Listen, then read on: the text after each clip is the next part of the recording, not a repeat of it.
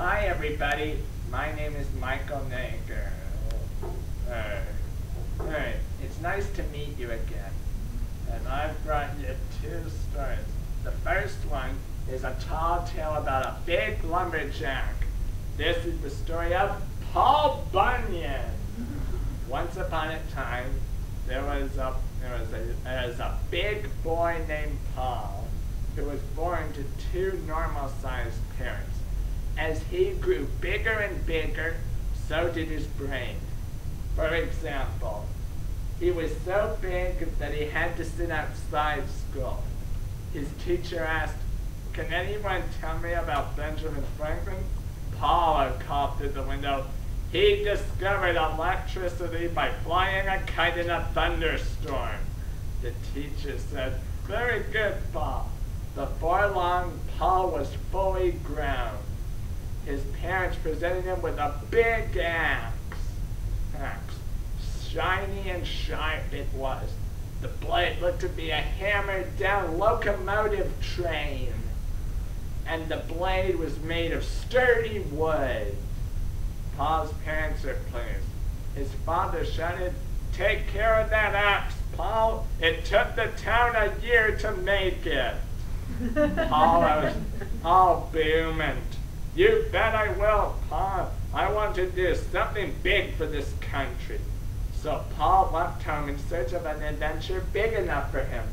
He quickly became the greatest lumberjack that ever lived. With one swing of his huge axe, he could chop down 11 trees. Every lumber company wanted to hire him, but Paul wanted to make his own mark on the land. Soon he came to a place where the trees were even taller than him, and built his lumber camp.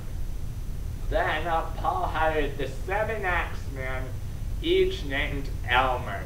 Big Ole, the camp's blacksmith, made things out of iron, like shoes for the oxen. Sourdough Sam, the cook, had a skillet so big it took 26 men to grease the pan.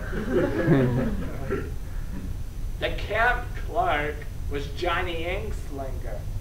Paul Bunyan invented a special pen for him so he'd never run out of ink.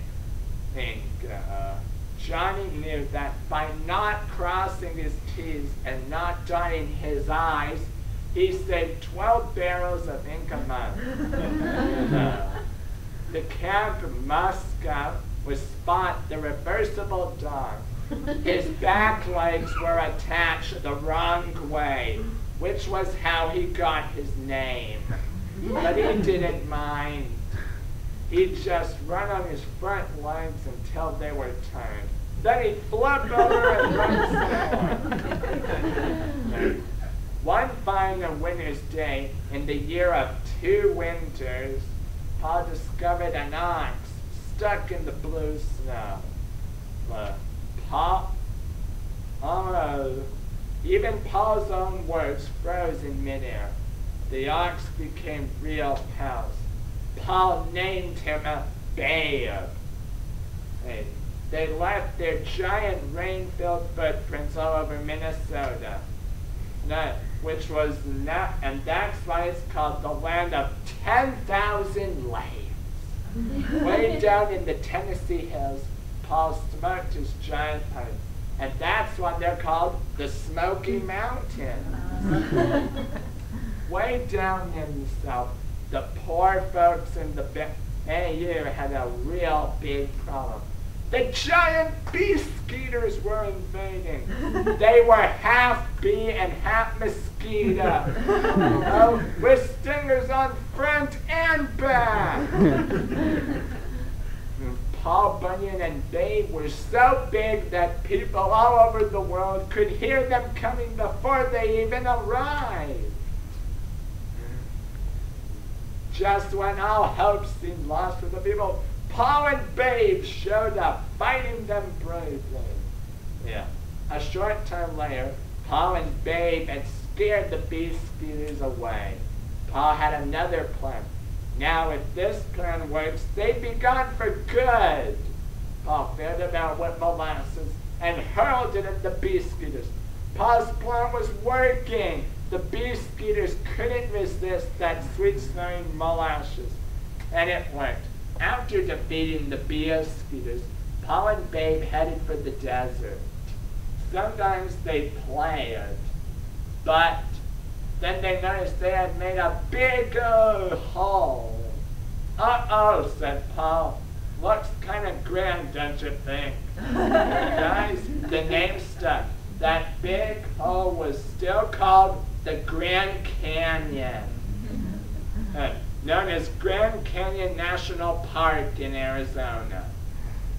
Next, Paul and Babe wandered into Kansas during its hottest summer ever. Paul yelled, "Oh, we're being roasted alive out here." It's tough to find shade when you're tougher than all the trees. Well, everybody, that's when a miracle happened. And Paul noticed some white stuff falling on him. At first he thought it was snow, but then they saw the truth. The sun was so hot, it popped the ears of corn. The popcorn was very yummy, but it looked so much like snow that it made Paul homesick. After a long trek north, Paul and Babe reached home to find a terrible blizzard. Paul bellowed in shock, "I can hardly see the camp, Babe. Old Man Winter must have come early this year." Paul looked through the camp and was shocked to see the whole crew frozen stiff. Then suddenly he heard a noise and spun. There was Sport, safe and sound, trying to tell them something. Soon Paul was looking at a big mountain. Paul didn't get it. Then the mountain spread a hand and punched him, giving him a black eye. Then the mountain became a huge finger. "Roar!" it yelled. Paul was frightened. He yelled, "Old Man Winter!" It was Old Man Winter. Paul yelled, "You're a big, scary guy, Winter. When you're picking on all the little fellas, now let's see how tough or strong you are to get at somebody your own size." Paul's strength was matched that of Old Man Winter's, but nothing could thaw the terrible blizzard breath of Old Man Winter. Paul got an idea. He held Old Man Winter up onto the sun. Needless to say, there was a happy spring in Minnesota. As for Old Man Winter, well, he stayed melted into a very, very big puddle. Today, people call what was left of him Lake Superior, the greatest of the Great Lakes. The end. This is the story of the three little pigs. Once upon a time, in a ranch in the south of Kansas, south of Texas, there lived three little pigs. One day, their mother grew ill, so they set off to seek their own fortunes. They walked and they walked. Soon they came to the beautiful countryside of Canada. Canada was the most beautiful place they had ever seen. The sky was as blue as a robin's egg. The clouds were as white as snow. And the growing green grass looked as if it had been cut from velvet. And the three little pigs decided it was the perfect place to build their houses. Now this was spring. Good. Each of the pigs had decided to build a house without any help. They were able to do that. Golden Yellow, the toddler pig, built her house out of straw. Yellow was her favorite color, just like her skin, and she wanted to show everybody she built that house. She put a lot of detail into it. It took her all spring, which she had plenty of straw left over. She made it for a bed. Still there was more left over. Tree Brown, the little kid pig, built her house of sticks. She figured sticks would be stronger than straw. It took her all summer. And finally, on September 21st, first day of fall, she was finished. And Ruby Red, the baby pig, wanted a sturdy house, not one that would blow away in the wind. So, what do you think she decided to build her house with? Right, bricks! She got to work. But then, not long after, a terrible thing happened. Soon, the big, blue, bad, black winter came. And the north wind, the cold, cold north wind, swooshed around. The straw house had so much detail in it that mud glued it to the ground and wove through the walls. So it withstood the wind, protecting Golden Yellow. The sticks of the stick house were stuck in the ground, so it didn't move either. But Ruby Red's brick house was still not finished. Now this was December 21st. It was noon when this happened. And 3 days later, she had run out of bricks, and her house was still not done. She stood there shivering in the cold, trying to think of something to use instead. Golden Yellow and Tree Brown were trying to invite her into their house, but she was so cold she couldn't move. Suddenly, then, that was when something shocking happened. The three little pigs didn't know it, but it was midnight, December 24th, which was one of their favorite holidays, Christmas Eve. Then suddenly, they heard Santa Claus's sleigh coming. Then they looked in the air and saw the light of Rudolph's red nose heading their way. Golden Yellow and Tree Brown rushed to their houses, fearing that if they stood there, they would get off and onto the naughty list. They rushed into their houses and slammed and shut the doors, and they were gone before Rudolph's nose shone over them. Rudolph shut his nose, looking for the three little pigs' houses. Then he spied Ruby Red standing outside her house, shaking with coldness. "There's Ruby Red," he yelled. Santa pointed. He bellowed, "Rudolph, land down there!" "Hold on to Ruby Red," called Rudolph as he galloped down. "We're on our way." Now behind Rudolph were the other 8 reindeer who used to make fun of him. These reindeers' names were Blitzen, Comet, Cupid, Dancer, Dasher, Prancer, Donner, and Vixen. One by one, they landed. Golden Ruby Red shook with fear. For fear of what might happen. On Christmas morning, Ruby Red, shaking with cold, opened her presents. One of them, she found a big heart of gold, which was decorated with diamonds and rubies and sapphires and emeralds, and had silver strings. Ruby Red opened her next present. It was a giant mountain in a load of more bricks, the size of Mount Everest.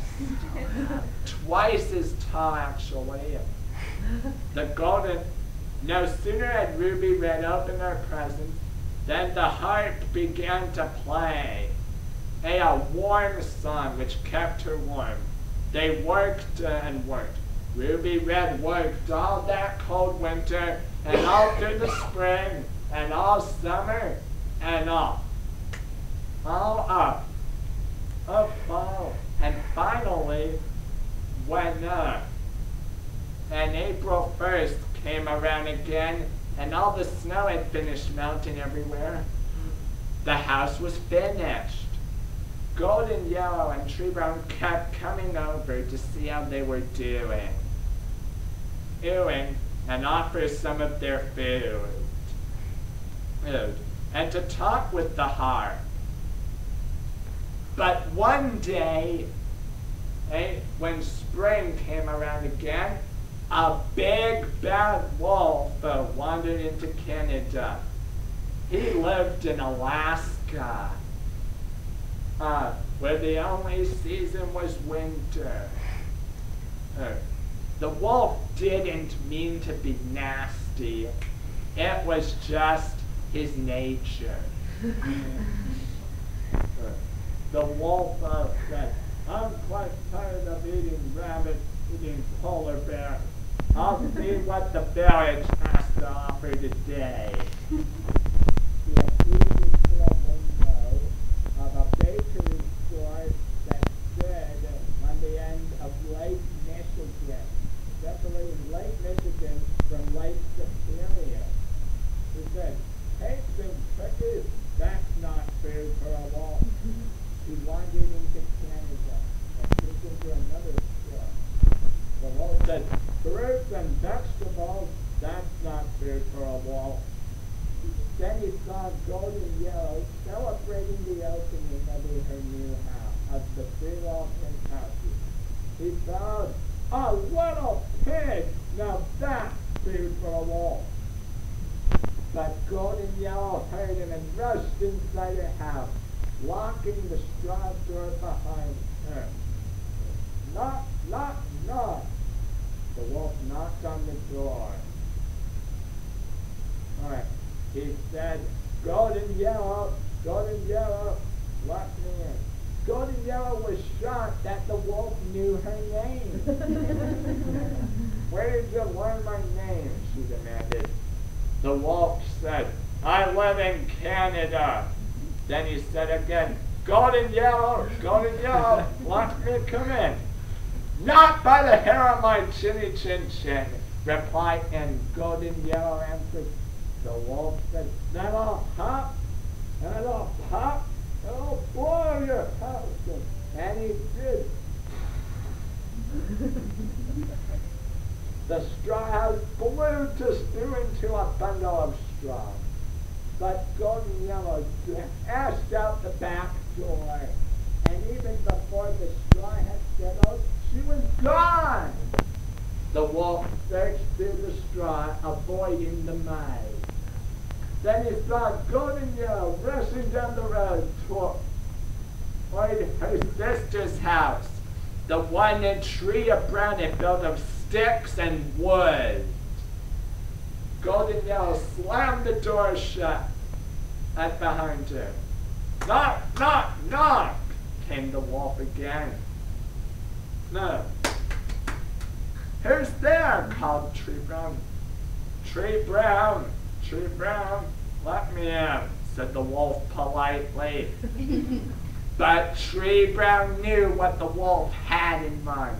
Not by the hair of my chin, she cried. Then I'll hop, and I'll pop, and I'll blow your house in, bellowed the wolf.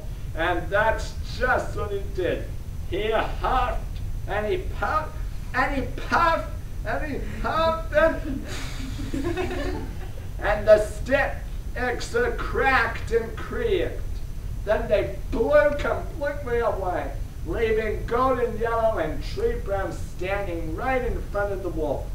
Well, did they ever turn around and start to gallop with the wolf right after them? And you might guess where they headed it. Right towards their sister's house, the wolf, and Ruby Red and the Golden Hawk had built with bricks and stones. Into the brick house they ran, where the Golden Hawk shut and locked the door behind them.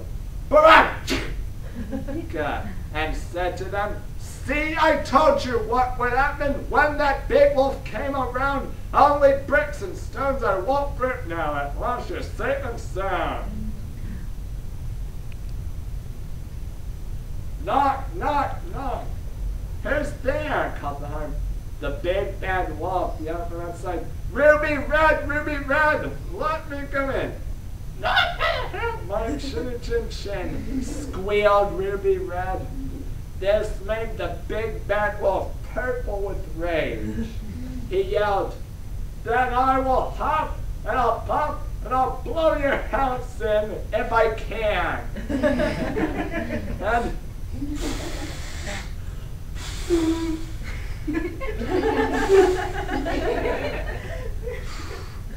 that old wolf huffed and puffed until he was blue in the face, but he couldn't budge that brick house. He panted, "Well, if I can't blow this house in, I'll go up on the roof and sneak down the chimney. Then they'll never know I'm coming." But the Golden Harp heard the wolf on the roof, and she knew what the crafty wolf was up to. "Hurry!" she yelled. "Oh, light a fire in the fireplace." Then into the house blew the sticks that were the stick house. Tree Brown hurried to put them in the fireplace and made the fire way too hot, and the wolf could not come down the chimney. Having learned their lessons, Ruby Ribbons, Tree Brown, and Gold, the three little pigs jumped for joy. "Yay!" cheered the Harp. "We'll never see him again." Golden yelled, "Thank you, little sister." Tree Brown yelled, "Yeah, if you hadn't built your house of brick, we'd be guys for sure." And the Golden Harp helped Tree Brown and Golden Yellow build brick houses for themselves. The big bad wolf did come back again to roam the Canada, searching for food. But when he saw 3 brick chimneys, he remembered his burnt tail. For the flames had caught it when they came out of the chimney. And he ran away for good, never to bother them again. And the end.